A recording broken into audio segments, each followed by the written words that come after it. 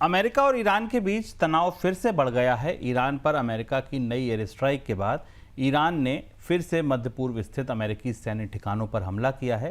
ताज़ा हमला Jordan, Bahrain और कुवैत में स्थित अमेरिकी सैन्य ठिकानों पर हुए हैं। दोनों पक्षों के बीच नए सिरे से बढ़े तनाव के बाद सीज फायर पर सवाल उठने लगे हैं। सर, अमेरिका ने स्ट्राइक कब और कहां की और ईरान का रिस्पॉन्स कैसा रहा, और ये जो ताज़ा बयान आया है इसको कैसे देखें? सब ऐसा लगता है इससे पिछले 24-48 घंटे में सब कुछ बिखर गया। बातचीत की जो कोशिशें थी, संभावनाएं थी। डोनाल्ड ट्रंप 2 दिन पहले कह रहे थे कि 3 दिन में डील हुई जा रही है, और अब वो ये कह रहे हैं कि आज रात में बड़ा हमला होगा। घटनाएं बदलना यहाँ से शुरू हुई कि अमेरिका के 2 हेलीकॉप्टर्स, ऐसा माना जाता है कि ईरान ने मार गिराए। हालांकि ईरान की तरफ से कहा गया कि ये धोखे में हुआ है, लेकिन होर्मुज के इलाके में अमेरिका की पेट्रोलिंग पर ईरान ने, IRGC ने की तरफ से हमला किया गया। इसके बाद अमेरिका ने जवाबी कार्रवाई की। अब ईरान ने उसके बाद जॉर्डन में और मध्य पूर्व के कुछ बेसिस पर, अमेरिका के बेसिस पर हमला शुरू कर दिया है। लगभग वैसी स्थिति आ गई और वही दुष्चक्र, वही विशेष साइकिल शुरू हो गया है जिसका खतरा दिखाई दे रहा था। अभी आप देखिए, 3 दिन पहले तक डोनाल्ड ट्रंप इजराइल को हमले से रोक रहे थे ईरान पर, और आज 48 घंटे बाद डोनाल्ड ट्रंप खुद ये कह रहे हैं कि वो ईरान पर नए सिरे से हमला शुरू करेंगे। तो परिस्थितियां थोड़ी ज़्यादा जटिल और ज़्यादा गंभीर होती दिख रही हैं। शांति वार्ताओं की कोशिशें अब कहीं आसपास नहीं दिखती। अगला सवाल सर ये कि होर्मुज को लेकर फिर क्या अपडेट है? यही से खतरा है। अगर कच्चे तेल की कीमतों पर, रुपए पर आप ध्यान रखिए। ईरान ने होर्मुज बंद कर दी है। ईरान ने घोषणा की कि होर्मुज को पूरी तरह फॉर्मली क्लोज कर दिया गया था। इसका थोड़ा बहुत हिस्सा जो खोला गया था बीच में, जिस बात की संभावना बनती दिख रही थी कि जहाज वहां से निकल रहे थे, हालांकि बहुत सीमित मात्रा में निकल रहे थे। होर्मुज का कंटेनर ट्रैफिक 90 से 95% कम था, लेकिन अब होर्मुज बंद कर दी गई है।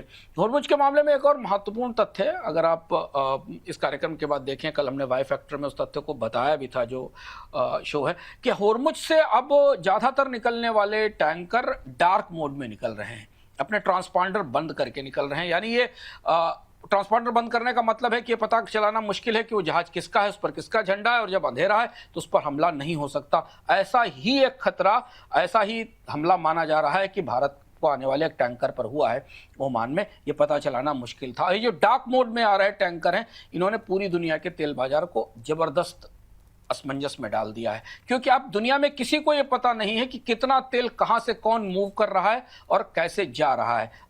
इससे पहले तक दुनिया में जो शिप मूव करते थे उनकी ट्रैकिंग होती थी, सरकारें उनकी ट्रैकिंग करती थी, रिफाइनरी जो माल खरीदने वाली कंपनियां हैं वो ट्रैकिंग करती थी। अब ये डार्क मोड में निकलते हुए जहाज, जिनके ट्रांसपॉन्डर बंद है, बिल्कुल अंधा है। तो होर्मुज और फारस की खाड़ी और उसके आसपास का इलाका बिल्कुल जहाज की दृष्टि से, शिपिंग की दृष्टि से अंधा हो गया है, और इसलिए किसी को ये पता नहीं है कि बाजार में जो तेल की मौजूदा कीमत जिस पर ट्रेड हो रहा है, उसके पीछे सप्लाई है भी कि नहीं, और वो सप्लाई कब तक आएगी।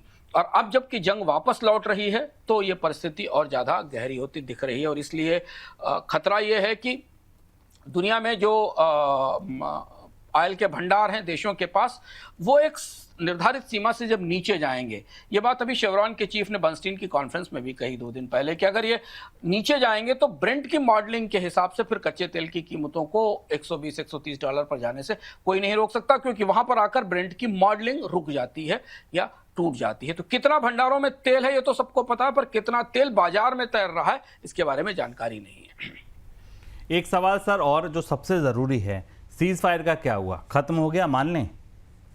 अब तो सीज फायर की संभावना नहीं बनती दिख रही है, क्योंकि अब अगर आज रात तक फिर कोई मामला बदले, नए सिरे से बातचीत शुरू हो, जो एग्रेशन वापस लौटा है। अच्छा, इजराइल ये चाह रहा था कि इस तरीके की परिस्थिति बने, इजराइल ने अपनी तरफ से कोशिश भी की थी, तो अब वो रिस्क वापस लौट आई है। एक और महत्वपूर्ण रिस्क वापस लौटी है इसके साथ, कि होर्मुज जो आमतौर पर जंग के पहले दौर में सीधे हमलों से बाहर रहा था, हमले हुए थे ईरान की तरफ से इजराइल पर, या जो पश्चिम एशिया के बाकी देश हैं जो अमेरिका के साथ थे उन पर हमले हुए थे।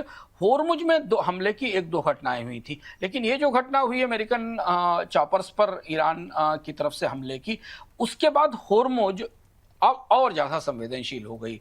वहाँ सी माइंस बिछे होने का तो खतरा था ही, लेकिन अब ये जंग वहाँ शुरू हो गई और इस तरीके के संकेत मिल रहे हैं कि अमेरिका ताकत के साथ, अपनी सैन्य ताकत के साथ होर्मुज को खाली कराने की कोशिश करेगा, खुलवाने की कोशिश करेगा, जिस वजह से वहाँ टकराव और ज़्यादा हो सकता है।